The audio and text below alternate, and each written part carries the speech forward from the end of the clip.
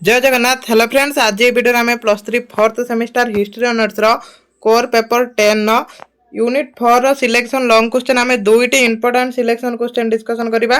तो यही क्वेश्चन बारंबार एग्जाम आसे, क्वेश्चन भी टिके घूरे आसे। तो कौ क्वेश्चन मुझे कहीदेमी किमिति भी क्वेश्चन आसूची। तो प्रथम प्रश्न आम प्राचीन इतिहास विषय में ज्ञान आहरण निमित्त पुरातात्विक सूत्र महत्व व्याख्या कर। माने प्रत्नतात्विक सूत्र ये आसो। देखो ये जो प्रत्नतात्विक उत्स सब थिला, तो से गुड़ाक आम पढ़ा ये जहाँ भी थिला शिलालेख मुद्रा। तो क्लास टी बहुत इंटरेस्टिंग हम, लास्ट जाए देखूँ समस्त बुझंतु। तापर विभिन्न प्रकार लिखित सूत्र गुड़िक कौन ये जो इतिहास रचना करने लिखित सूत्र रही, तो सिलेबस समस्ते देखुवे। तो से अनुसार आम क्लास टी करवा। दीटी मोस्ट इंपोर्टेंट क्वेश्चन देखो, 1 नंबर 2 नंबर प्रश्न को मुझे कहीं स्किप करनी, से दुटा बेस इंपोर्टेंट नाला, कि ये क्वेश्चन बारंबार जेहेतु आसे यहाँ मुझे डिस्कसन करूँगी। इतिहास उद्देश्य होची अतीतर घटनावली उपरे आलोकपात करबा, जहा कि ऐतिहासिक सूत्र गुड़िकर आविष्कार और विश्लेषण द्वारा संगठित होता है। तो इतिहास मुख्य उद्देश्य होची कौन, इतिहास कहीं लिखा होची, तार मुख्य आम पढ़ुचंदी इतिहास, तार मुख्य उद्देश्य आमर कौन रोची ना अतीत घटनावली को जानिबा। जिमिति कि इतिहास लिखा होची अतीत घटनावली को आलोकपात करिया पई, सेमिति आम पढ़ुचंदी इतिहास को अतीत घटनावली जानिया पई। निकट इतिहास विषय रचना निमित्त सूत्रपात करने निश्चित रूपे सहज साध्य, कारण निकट इतिहास बाबद बहु पांडुलिपि और छपा बही ग्रंथ आदि वस्तु बहु मात्रा उपलब्धि और सहज प्राप्य अटे। तो आम ये देखूँ ये कौच निकट इतिहास माने कौन, जो गुड़ा रिसेंट घटी से इतिहास गुड़ाक आम अल्प समय अल्प किसी वर्ष तले घटी, तो से गुड़ाक आम कौन करती ना पांडुलिपि छपा बही यही सब मध्यम आम सहजरे पाइपारती। मध्ययुगीय इतिहास संबंध में लिखित कार्यावली बहु मात्रा उपलब्ध अटे, मात्र प्राचीन इतिहास संबंध में रचना अत्यंत कष्टसाध्य अटे। ये जो मध्ययुगीय इतिहास से विषय तो आमर बहु मात्रा उपलब्धि अच्छी उत्स सब, जहाँ द्वारा आम इतिहास लिखिपार। किंतु अति प्राचीन जदि प्राचीन इतिहास लिखा, से समय इतिहास जानिबा अत्यंत कष्टसाध्य। महाभारत भली भारतीय महाग्रंथ अनुଯାयी इतिहास एक प्राचीन विवरणी। भारतर प्राचीन लेखक माने उच्च आदर्श धर्मी घटना विषय उपस्थापन दिगरे जत्नवान थिले और प्रकृत घटनावली को उपेक्षा करुथुबा जणा जाए। प्राचीन ग्रीस रोम इतिहासविद माने तत्कालीन बा सामयिक घटना संबंध में लिखा जणा जाए। जो समय प्राचीन ग्रीस तो इतिहास लिखन आरंभ होता, जमीती कि ग्रीस हेरोडोटस थे, थुसीडाइस थे। तो से कौन इतिहास क्षेत्र में से समय कौन करते ना तत्कालीन माने से समय जो सब घटना घटुला ता विषय से लिखुले। हेरोडोटस ग्रीस और पारस्य मध्य ख्रीष्टपूर्व 5म शताब्दी होता युद्ध उपेक्षा वर्णना करते कि हेरोडोटस ये युद्धटा वर्णना करते, जोटा ग्रीक पारस्य युद्ध नाम परिचित। मात्र तांकर रचना बहुमात्रा जनरब मिथ्या कल्पना आदि स्थान पाइला, तेणु तांकर जो रचना भी किछि मिथ्या खबर थिला। सेहीपरि थुसीडाइस एथेंस स्पष्टा मध्य होइतिबा पेलोपोनेसीय युद्ध इतिहास वर्णना करिसेंती। एटा मन रखिबे, एक मार्किया प्रश्न पचार दिए। ग्रीक और पारस्य युद्ध विषय किए वर्णना करछंती, हेरोडोटस वर्णना करछंती। से बेले पेलोपोनेसीय युद्ध विषय किए वर्णना करछंती, थुसीडाइस वर्णना करछंती। ताहा आवश्यक प्रमाणिक तथ्य उपरे आधारित थिला। रैंक मतरे अतीत संबंधी ज्ञान आहरण निमित्त से निर्दिष्ट समय व्यक्ति विशेष अनुभूत द्वारा परिपुष्ट सूत्र माध्यम ही प्राप्त करा जाय पारे। तेबे प्राचीन ग्रीस लेखक माने केवल युद्ध इतिहास और राजनैतिक फलात्मक इतिहास उपरे गुरुत्व देवार देखा जाए। तो से कौन करथिले ना बेसी करिकि से राजनीति उपरकु नेकी कौन करथिले ना इतिहास रचना करथिले। तो आमर जो मेन टॉपिक की जिबा प्रत्नतात्विक अवशेष और स्मारकी, यहाँ हूँ मेन टॉपिक। ये देखो कहुई प्राचीन इतिहास सूत्र गुड़िक मुख्य 2 भाग में विभक्त गोटे है पुरातात्विक सूत्र, लिखित सूत्र। पुरातात्विक सूत्र मध्य 3 भाग में आलोचना करा जाए। गोटे है पुरातात्विक अवशेष और स्मारक शिलालेख मुद्रा। तो यहाँ पुरातात्विक माने बुझीपार ना, प्रत्नतात्विक आम जोटा कहते, तो सहीटा हूँ आम पुरातात्विक। तो प्रथम पॉइंट करियो प्रत्नतात्विक अवशेष और स्मारकी। प्राचीन गुंफा और ध्वंसावशेष अवशेष और स्मारकी माने जहाँ कि विभिन्न स्थान में खनन तथा आविष्कार फल प्राप्त होता है, ताहा इतिहास पुरातात्विक सूत्र अटे। तो आम इतिहास प्रत्नतात्विक उत्स कौड़ा कहती, ये लिखाई पुरातात्विक, सेटा है प्रत्नतात्विक। तो सहीटा से उत्स आम कौड़ा कहती ना, जोगुड़ा प्राचीन गुंफा ଧ୍ୱଂସାବଶେଷ ଆଉ ସ୍ମାରକୀ ତ ସେଇ ସବୁ ଖନନ କରିକି ବାହାର କରାଯାଏ। ତ ସେଇଗୁଡ଼ାକ ଆମେ ପୁରାତାତ୍ତ୍ୱିକ ସୂତ୍ର କୁହନ୍ତି। ପୁରାତାତ୍ତ୍ୱିକ ଅବଶେଷ ଗୁଡ଼ିକ ରେଡିଓ କାର୍ବନ ପଦ୍ଧତିରେ ବୈଜ୍ଞାନିକ ବିଶ୍ଳେଷଣ ଦ୍ୱାରା ସେଗୁଡ଼ିକ ପ୍ରକୃତରେ କେତେ ବର୍ଷ ପୁରୁଣା ତାହା ଜଣାପଡ଼ିଥାଏ। ସେଇଟା କେତେ ବର୍ଷ ପୁରୁଣା, ଗୋଟେ ମନେ କରାଯାଉ ଗୋଟେ ମାଟି ପାତ୍ର ବାହାରିଲା, କୌଣସି ଗୋଟେ ବସ୍ତୁ ଆବିଷ୍କାର କରାଗଲା, କୌଣସି ଶିଳାଲିପି ଆବିଷ୍କାର କରାଗଲା, ତ ସେଟା ରେଡିଓ କାର୍ବନ ପଦ୍ଧତି ଦ୍ୱାରା ବୈଜ୍ଞାନିକ ମାନେ ସେଥିରେ ଦେଖନ୍ତି ସେଟା କେତେ ପୁରୁଣା, ସେଇ ହିସାବରେ ସେହି ସମୟରେ ଇତିହାସ ରଚନା କରନ୍ତି। ଏହି ସୂତ୍ର ମାଧ୍ୟମରେ ପ୍ରାଚୀନ କାଳର ବ୍ୟକ୍ତିବିଶେଷ ମାନଙ୍କ ବିଷୟରେ ଅଳ୍ପ କିଛି ମୂଲ୍ୟବାନ ଜ୍ଞାନ ପ୍ରାପ୍ତ ହୋଇଥାଏ। ସେହି ବିଷୟରେ କିଛି ଜ୍ଞାନ ପ୍ରାପ୍ତ ହୋଇଥାଏ। ବହୁ ଐତିହାସିକ ସ୍ଥାନ ମାନେ ମାଟି ତଳରେ ପୋତି ହୋଇ ରହିଛି। ବହୁତ ଐତିହାସିକ ସ୍ଥାନ କ'ଣ କରାହେଇଛି ନା ମାଟି ତଳେ ପୋତି ହୋଇକି ରହିଛି। ମାତ୍ର ଖନନ ଦ୍ୱାରା ସେଗୁଡ଼ିକ ସ୍ୱଳ୍ପ କିଛି ହିଁ ମିଳିବା ସମ୍ଭବପର ହୋଇପାରିଛି। ଏହି ଖନନରୁ ପ୍ରାପ୍ତ ବସ୍ତୁ ଉପକରଣ ସମୂହ ଅତୀତ ବିଷୟରେ ବହୁ ଜ୍ଞାନ ପ୍ରଦାନ କରିଥାଏ। ଉଦାହରଣ ସ୍ୱରୂପ ହରପ୍ପା ଆଉ ମହେଞ୍ଜୋଦାରୋର ବିଭିନ୍ନ ସ୍ଥାନରେ ଖନନରୁ ସିନ୍ଧୁ ନଦୀ ଉପତ୍ୟକାର ସଭ୍ୟତା ସ୍ଥିତି ବିଷୟରେ ଅତି ମୂଲ୍ୟବାନ ତଥ୍ୟ ପ୍ରାପ୍ତ ହୋଇପାରିଛି। ସେହିପରି ତକ୍ଷଶିଳା, ରାଜଗିରି, ପାଟଳିପୁତ୍ର ଆଉ ନାଳନ୍ଦା, ସାଞ୍ଚି, ବରହୁଟ, ସାରନାଥ ଓ ମଥୁରା ଭଳି ବିଭିନ୍ନ ସ୍ଥାନର ଖନନରୁ ପ୍ରାପ୍ତ ବସ୍ତୁବିଶେଷ ଅତୀତ ବହୁ ସତ୍ୟକୁ ଆଲୋଚନାକୁ ଆଣିବାରେ ସହାୟକ ହୋଇପାରିଥିଲା। ଏଠି କହିଲା କି ଅନେକ ଐତିହାସିକ ସ୍ଥାନ କ'ଣ ହେଇଛି ନା ମାଟି ତଳେ ପୋତି ହେଇକି ରହିଛି। ତ ଉଦାହରଣ ଦେଇଛି ହରପ୍ପା ସଭ୍ୟତା ଆଉ ମହେଞ୍ଜୋଦାର ସଭ୍ୟତା। ଆମେ କ'ଣ କଲେ ନା ତାକୁ ପ୍ରତ୍ନତାତ୍ତ୍ୱିକ ଖନନ କଲେ, ଯାହାଦ୍ୱାରା କ'ଣ ହେଲା ନା ସେଇ ସମୟର ସେ ଯେଉଁ ଖନନ ଫଳରେ କ'ଣ ହେଲା, ସେହି ସମୟର କିଛି ଜିନିଷ ଆମକୁ କ'ଣ ହେଲା ନା ଆବିଷ୍କାର କଲେ ଆମେ। ତ ସେଇଠି ମାତ୍ର ଖନନ ଦ୍ୱାରା ସେଗୁଡ଼ିକ ସ୍ୱଳ୍ପ କିଛି ହିଁ ମିଳିବା ସମ୍ଭବପର ହୋଇପାରିଛି। ମାନେ ଆମେ ଯଦି ଗୋଟେ ସଭ୍ୟତାକୁ ଖନନ କରୁଛନ୍ତି ତ ଏମିତି ନୁହେଁ କି ତାଙ୍କର ଯେଉଁ ଶିଳାଲିପି, ତାଙ୍କ ମାଟି ପାତ୍ର ସବୁ ଏକା ସାଙ୍ଗରେ ମିଳିବ, ସବୁ ମିଳେନି। ତ କିଛି କ'ଣ ହୁଏ ନା ସ୍ୱଳ୍ପ କିଛି ମିଳେ, ଯାହାଦ୍ୱାରା ଆମେ ଇତିହାସ ଲେଖିପାରନ୍ତି। ଯେମିତିକି ଏହିସବୁ ସ୍ଥାନ ଦେଲା, ତ ଏହିସବୁ ସ୍ଥାନରେ ଖନନ କରାଯାଇଛି ଆଉ ସେଠି ଐତିହାସିକ ତଥ୍ୟ ମିଳିଛି। ତ ଏଇଠି ମାନେ ବେଶୀ କରିକି ଉଦାହରଣ ଦେଇଛି କେଉଁଟା, ମହେଞ୍ଜୋଦାର ଆଉ ହରପ୍ପା ସଭ୍ୟତା ଆବିଷ୍କାର କରାଯାଇଛି। ତାପରେ ସାରା ବିଶ୍ୱରେ ଅଗଣିତ ସ୍ମାରକୀ ବିଦ୍ୟମାନ। କେବଳ ଭାରତର ହିଁ ଅସଂଖ୍ୟ ଐତିହାସିକ ସ୍ମାରକୀ ଯେପରିକି ଗୁମ୍ଫା, ମନ୍ଦିର, ସ୍ତୂପ, ମଠ, ଦୁର୍ଗ, ମହଲ ଆଦି ଯାହାକି ସେମାନଙ୍କ ନିର୍ମାଣ ସମୟରେ ଇତିହାସ ବିଷୟରେ ବହୁ ଜ୍ଞାନ ପ୍ରଦାନ କରିଥାଏ। ତ ସେଇ ସବୁ ନିର୍ମାଣ ସମୟରେ ଆମେ କ'ଣ ଧର୍ମ ବିଷୟରେ ଜାଣିପାରନ୍ତି। ତା ସହିତ ସେମାନେ କାହାକୁ ପୂଜା କରୁଥିଲେ ଆଉ ତାଙ୍କୁ କେଉଁ ପଶୁକୁ ପାଳନ କରୁଥିଲେ ସେଇ ବିଷୟରେ ବି ଜାଣିପାରନ୍ତି, ଯେଉଁଟା ଏଠି କହିଲା ଆମକୁ। ତ ଏସବୁ କାହା ଦ୍ୱାରା ଆବିଷ୍କାର ହେଇଛି ନା ପ୍ରତ୍ନତାତ୍ତ୍ୱିକ ଖନନ ଦ୍ୱାରା। ତ ଏଇଟା ହେଉଛି ପ୍ରତ୍ନତାତ୍ତ୍ୱିକ ଖନନର ଉତ୍ସ। ଏଇସବୁ ଇତିହାସ ଲେଖିବା ପାଇଁ ତ ପ୍ରତ୍ନତାତ୍ତ୍ୱିକ ଖନନ ବି ଗୋଟେ ଉତ୍ସ। ସେହିପରି ଉପକରଣ, ହାତ ତିଆରି, ମାଟି ତିଆରି ବସ୍ତୁ ଆଦି ମଧ୍ୟ ପ୍ରାଚୀନ ଯୁଗର ଲୋକମାନଙ୍କ ଜୀବନ ଧାରଣା ପ୍ରଣାଳୀ ସମ୍ବନ୍ଧରେ ଜ୍ଞାନ ପ୍ରାପ୍ତ ହୋଇଥାଏ। ଏଗୁଡ଼ିକ ଇତିହାସବିତ୍ ମାନଙ୍କ ନିମନ୍ତେ ଅତ୍ୟନ୍ତ ମହତ୍ତ୍ୱପୂର୍ଣ୍ଣ ସୂତ୍ର ଅଟେ। ଇତିହାସବିତ୍ ମାନଙ୍କ ପାଇଁ ଏଇଟା ମହତ୍ତ୍ୱପୂର୍ଣ୍ଣ ସୂତ୍ର ଅଟେ। ଭାରତ ଖ୍ରୀଷ୍ଟପୂର୍ବ 3ୟ ଶତାବ୍ଦୀର ପୂର୍ବର ଇତିହାସ ସମ୍ବନ୍ଧରେ ଜ୍ଞାନ ମୁଖ୍ୟତଃ ଏହା ପୁରାତାତ୍ତ୍ୱିକ ଗବେଷଣା ମାଧ୍ୟମରେ ହିଁ ପ୍ରାପ୍ତ ହୋଇଥିବାର ଜଣାଯାଏ। ତେବେ ସେ ଯୁଗର ରଚନାବଳୀ ତଥା ଲୋକକଥା ବା ମୌଖିକ ସୂତ୍ରରୁ ପ୍ରାପ୍ତ ତଥ୍ୟକୁ ପୁରାତାତ୍ତ୍ୱିକ ପ୍ରମାଣ ଆଧାରରେ ହିଁ ସତ୍ୟ ବୋଲି ଗ୍ରହଣ କରାଯାଇପାରେ।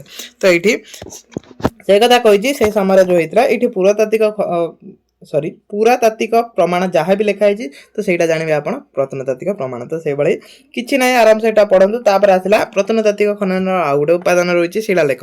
ତ ଏଇ ଶିଳାଲେଖ ଦ୍ୱାରା ଆମେ କ'ଣ କରନ୍ତି ନା ସେଇ ସମୟରେ ଖାଲି ଟିକେ ରୁହନ୍ତୁ, ସ୍କ୍ରଲ୍ ହେଇଯାଉଛି। ହଉ, ଆମେ ଶିଳାଲେଖ ପଢ଼ିବାର ଥିଲା, ତ ଶିଳାଲେଖ ପଢ଼ିବା। ଶିଳାଲେଖ ମାନ ମଧ୍ୟ ବହୁ ମୂଲ୍ୟବାନ ଐତିହାସିକ ତଥ୍ୟ ପ୍ରଦାନ କରିଥାଏ।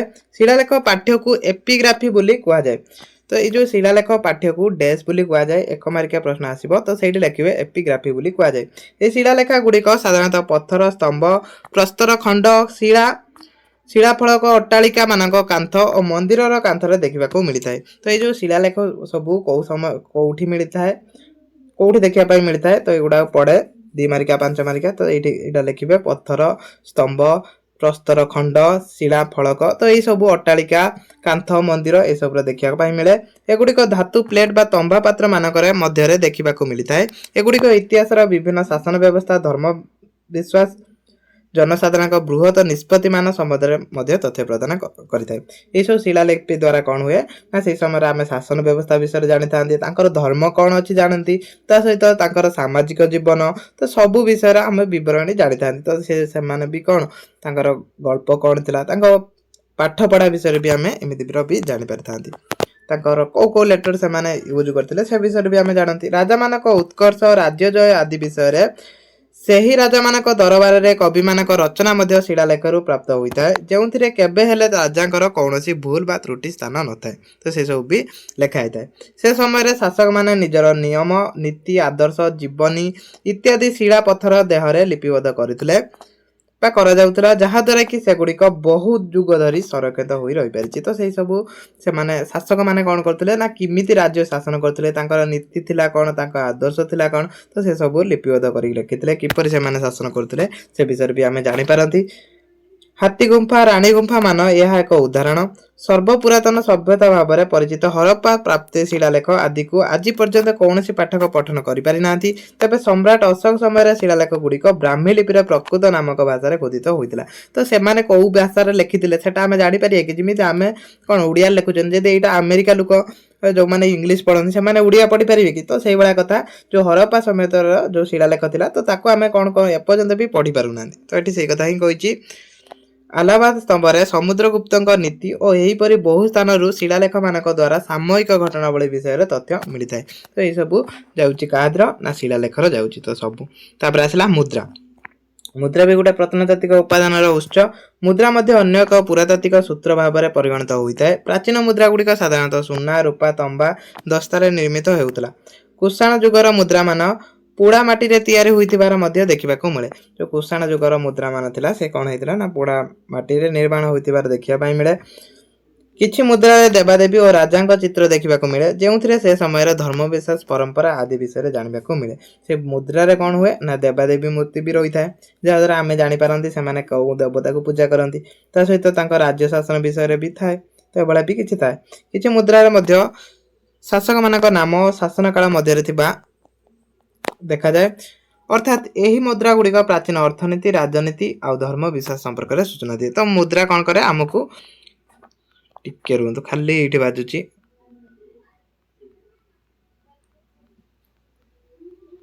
ଆମର କୋଉଠି ଥିଲା, ତ ଏଇ ଟପିକ୍ ଆମର ଶେଷ। ତାପରେ ଆସିଲା ପ୍ରଥମ ପ୍ରଶ୍ନ ଆମର ଶେଷ, ତାପରେ ଆସିଲା ଦ୍ୱିତୀୟ ପ୍ରଶ୍ନ। ଦେଖନ୍ତୁ ଏଇ PDF ମୁଁ ଟେଲିଗ୍ରାମରେ ପଠେଇ ଦିଅନ୍ତି, କିନ୍ତୁ ଟେଲିଗ୍ରାମକୁ ବ୍ୟାନ୍ କରାଯାଇଛି, ତ PDF ଏବେ କିଛି ପଠେଇ ହେଉନି। ତାପରେ 4 ନମ୍ବର ପ୍ରଶ୍ନ, ବିଭିନ୍ନ ପ୍ରକାର ଲିଖିତ ସୂତ୍ର ଗୁଡ଼ିକ କ'ଣ? ତ ଆମ ସିଲେକ୍ସନ କ୍ୱେଶ୍ଚନ ଏଟା ଦ୍ୱିତୀୟ ପ୍ରଶ୍ନ। ବିଭିନ୍ନ ପ୍ରକାର ଲିଖିତ ସୂତ୍ର ଗୁଡ଼ିକ କ'ଣ, ମାନେ ଇତିହାସ ଲେଖିବାର ଲିଖିତ ଉପାଦାନ ଗୁଡ଼ିକ କ'ଣ? ତ ଏଇଭଳିଆ କ୍ୱେଶ୍ଚନ ଆସେ। ଐତିହାସିକ ଜ୍ଞାନ ଆହରଣ ସର୍ବପ୍ରଥମେ ପାରମ୍ପରିକ ଓ ମୌଳିକ ସୂତ୍ର ଭାବରେ ଲିଖିତ ପାଠ୍ୟ ଉପକରଣ ବିଶେଷ ଭାବରେ ଆଦୃତ। ଇତିହାସ ସୂତ୍ର ଗୁଡ଼ିକ ଦୁଇ ଭାଗରେ ବିଭକ୍ତ କରାଯାଏ। ଗୋଟେ ହେଲା ପ୍ରାଥମିକ ସୂତ୍ର ଆଉ ଗୋଟେ ହେଲା ଗୌଣ ସୂତ୍ର। ତ ଇତିହାସ ସୂତ୍ରକୁ ଆମେ ଦୁଇ ଭାଗରେ ବିଭକ୍ତ କରିଛନ୍ତି। ଗୋଟେ ହେଲା ପ୍ରାଥମିକ ସୂତ୍ର ଆଉ ଗୋଟେ ହେଲା ଗୌଣ ସୂତ୍ର। ପ୍ରାଥମିକ ସୂତ୍ର କହିଲେ ବୁଝାଏ ବିଭିନ୍ନ ଭାବରେ ବା ପ୍ରକାରରେ ଲିଖିତ ପ୍ରମାଣ, ଯେଉଁଗୁଡ଼ାକ ଲିଖିତ ପ୍ରମାଣ ଆମ ପାଖରେ ଅଛି ତ ସେଇ ସବୁ ଯିବ ଆମର ପ୍ରାଥମିକ ସୂତ୍ରର। ଐତିହାସିକମାନେ ସବୁଠାରୁ ପ୍ରାଚୀନ ମୌଳିକ ଗ୍ରନ୍ଥ ଖୋଜି ବାହାର କରି ତାକୁ ଇତିହାସ ପ୍ରଥମ କରି ସୂତ୍ର ଭାବରେ ବ୍ୟବହାର କରୁଥିଲେ। ଗୌଣ ସୂତ୍ର ଗୁଡ଼ିକ ବୁଝାଏ ଯେଉଁ ବସ୍ତୁ ଗୁଡ଼ିକ ପ୍ରମାଣ ସ୍ୱରୂପ ଅନ୍ୟ କୌଣସି ବ୍ୟକ୍ତି ଦ୍ୱାରା ସଂଗ୍ରହ ହୋଇଥାଏ କିମ୍ବା ଲେଖାଯାଇଥାଏ। ଯେଉଁଟା ପ୍ରମାଣ ସ୍ୱରୂପ ଅନ୍ୟ କୌଣସି ବ୍ୟକ୍ତି ଠାରୁ ଲେଖାଯାଏ ତ ସେଗୁଡ଼ାକ ହେଇଯିବ ଗୌଣ ସୂତ୍ର। ପୁନଶ୍ଚ ପ୍ରାଥମିକ ସୂତ୍ରକୁ 3 ଭାଗରେ ବିଭକ୍ତ କରାଯାଏ। ସେଗୁଡ଼ାକ ହେଲା ଧାର୍ମିକ ରଚନାବଳୀ, ଧର୍ମ ନିରପେକ୍ଷ ରଚନାବଳୀ ଆଉ ବିଦେଶୀମାନଙ୍କ ରଚନାବଳୀ। ତ ଏଇ 3 ଭାଗରେ ବିଭକ୍ତ କରାଯାଇଛି। ପ୍ରଥମେ ଆମେ ପଢ଼ିବା ଧାର୍ମିକ ରଚନାବଳୀ। ତ ସେଇ ଧାର୍ମିକ ରଚନାବଳୀ କ'ଣ? ସବୁ ସମୟରେ ସାହିତ୍ୟ ରଚନାବଳୀ ଲୋକମାନଙ୍କ ଜୀବନର ଏକ ଦର୍ପଣ ସମାନ ହୋଇଥାଏ। ବ୍ୟକ୍ତିବିଶେଷ ମାନସିକ ତଥା ସାମାଜିକ ଅବସ୍ଥା ଏହି ରଚନାବଳୀ ମାଧ୍ୟମରେ ଜାଣି ହୋଇଥାଏ। ଉଦାହରଣ ସ୍ୱରୂପ ଧାର୍ମିକ ରଚନାବଳୀ ଯାହାକି ଅସଂଖ୍ୟ ଅଗଣିତ, ଯେପରି ବେଦ, ଉପନିଷଦ, ରାମାୟଣ, ମହାଭାରତ ଭଳି ମହାକାବ୍ୟ, ପୁରାଣ, ଶାସ୍ତ୍ର ଇତ୍ୟାଦି ବ୍ୟକ୍ତିବିଶେଷ, ଧର୍ମବିଶ୍ୱାସ, ସାମାଜିକ ଜୀବନଶୈଳୀ, ବ୍ୟବହାରିକ ଆଚାର ବିଚାର, ପାରମ୍ପରିକ ରୀତିନୀତି, ରାଜନୈତିକ ଅନୁଷ୍ଠାନ ଇତ୍ୟାଦି ବିଷୟରେ ବହୁ ଧାରଣା ଦେଇଥାଏ। ତ ଧାର୍ମିକ ରଚନାବଳୀ କ'ଣ କରେ ନା ଏହିସବୁ ବିଷୟରେ ଆମକୁ ଯେମିତିକି ବେଦ, ଉପନିଷେଦ, ରାମାୟଣ, ମହାଭାରତ, ତ ଏହିସବୁ ଧାର୍ମିକ, ରାଜନୀତି ଆଉ ରୀତିନୀତି ଏହିସବୁ ବିଷୟରେ ଆମକୁ ଧାରଣା ଦେଇଥାଏ। ତ ଏଇଟା ହେଲା ପ୍ରଥମ ଆମର ଧାର୍ମିକ ରଚନାବଳୀ। ତ ୟା ବାବଦରେ ଲେଖିବେ। ତ ଯାହା ବି ପ୍ରଶ୍ନ ଅଛି ତ ଏଇଭଳିଆ ପଏଣ୍ଟ କରିକି ଲେଖିବେ, ବେଶୀ କରିକି ପ୍ରାଥମିକ ଉତ୍ସଟା ଲେଖିବେ। ତାପରେ ଧର୍ମ ନିରପେକ୍ଷ ରଚନାବଳୀ। ଧାର୍ମିକ ରଚନାବଳୀ ଦେଖନ୍ତୁ ଏଠି କହିଲା ପ୍ରଥମେ ଧାର୍ମିକ ରଚନାବଳୀ କୋଉଟା ନା ଯୋଉଗୁଡ଼ାକ ଧର୍ମକୁ ନେଇକି, ରୀତିନୀତି ନେଇକି समाज को लेकिन रचना होता है। तो से गुड़ाक आमर गला धर्म उपर जोटा आधारित धार्मिक रचनावली। तापर आसला धर्मनिरपेक्ष रचनावली। धार्मिक रचनावली व्यतीत आहरी बहु प्रकार सामाजिक रचनावली दृश्यमान हुए। उदाहरण स्वरूप प्राचीन भारत नीति ग्रंथ यथा धर्मशास्त्र स्मृतिशास्त्र शासक मानक कर्तव्य दंड विधान आदि विषय वर्णित होता बेले कौटल्य अर्थशास्त्र राजनीति सामाजिक तथा अर्थनैतिक व्यवस्था वर्णना मिलता है। विभिन्न शासकों पृष्ठपोषकतार बहु लेखक बहु शासक मान जीवनी तथा शासन विषय वर्णना करने देखा मिले। तो ये कौन हुए ना धर्मनिरपेक्ष जोटा सेठी कौन हुए ना धर्म व्यतीत है कौन से धर्म को आख्या करे बिना धर्म व्यतीत आउ सब कौन करे ना राजनीति समाज ये सब नहीं रचना करता है। अन्य आत्मजीवन इत्यादि इतिहास संबंध में ज्ञान प्राप्त होता है। तो यह सब विषय कौन होता है ना आमर बेसिक राजनीति समाज अर्थनीति ये सब विषय आम इतिहास ऐतिहासिक तथ्य पाई था। आसला आमर वैदेशिक बा विदेशी मानक रचनावली। विभिन्न समय विदेश आसीथिबा परिव्राजक भ्रमणकारी द्वारा लिखित बहु कार्यावली मूल्यवान तथ्य प्राप्त होता है। आगुरी कौन जमी आल्बेरुन इबन बतुता तो से भारत को कौन भ्रमण करने आसते। तो से समय जो भारत से भ्रमण करते गोटे गोटे ग्रंथ लिखिते से भारत राजनीति धर्म समाज तो शासन ये सब व्यवस्था को लेकिन लिखिते। तो से सब है कौन ना वैदेशिक मानक रचनावली जो गुड़ाक आमको इतिहास लिखार साहय होता है। प्राचीन ग्रीक और रोम इतिहासविद मैंने भारत तथा अन्य देश विषय बहु उल्लेख्य विषय लिखा जना जाए।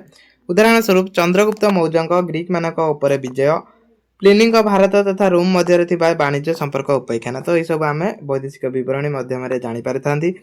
फायान और हुएसा बरण बहु ऐतिहासिक तथ्य लाभ होता है। तो ये दुईटे मोस्ट इंपोर्टाट क्वेश्चन था जोटा आम डिस्कसन कले। आउ गए भी इंपोर्टाट क्वेश्चन अच्छी ये ऐतिहासिक तथ्य कौन ऐतिहासिक तथ्यावलीर गुरुत्व व्याख्या कर मोस्ट इंपोर्टाट क्वेश्चन ये दुईटी क्वेश्चन गोटे आंसर। तो यहाँ समस्ते कौन करूँ ना टे पढ़ी नियंतु ये स्क्रीनशॉट नहीं जातु। टेलीग्राम हिसाब बैन अच्छी 22 तारीख पर टेलीग्राम चलना मुझे आपको टेलीग्राम पीडीएफ देदेमी। क्लास को ये रखुच्छी। जय जगन्नाथ।